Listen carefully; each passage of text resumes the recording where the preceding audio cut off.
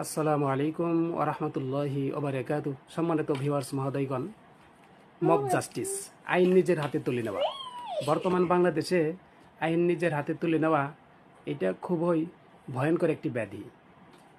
যেদিকেই তাকায় মানুষ নিজের হাতে বিচার করতেছে, চোরকে ধরে তার চোখ উপড়িয়ে ফেলছে, তাকে মৃত্যুদণ্ড দিচ্ছে, হত্যা করে ফেলছে। সম্মানিত ভিউয়ার্স, একটু বিবেক দিয়ে ভাবেন তো, একজন চোর কি সত্যিই মৃত্যুদণ্ড পাওয়ার যোগ্য? তার জন্য নির্দিষ্ট পরিমাণে একটা শাস্তি আছে, সেই শাস্তি প্রয়োগ করার জন্য সরকার আছে।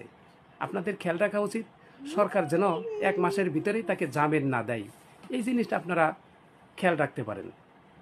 একটা চোরের সর্বোচ্চ শাস্তি হতে পারে তার হাত কেটে দেওয়া, অথচ আপনারা কি করছেন? তাকে মেরে ফেলছেন। এটা কখনোই ভালো কাজ হতে পারে না।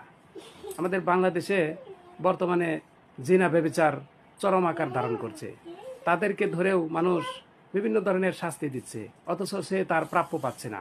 তার শাস্তি হচ্ছে মৃত্যুদণ্ড, কিন্তু আপনারা তাকে মাথা চেঁচে দিচ্ছেন। এটা হইতে পারে না।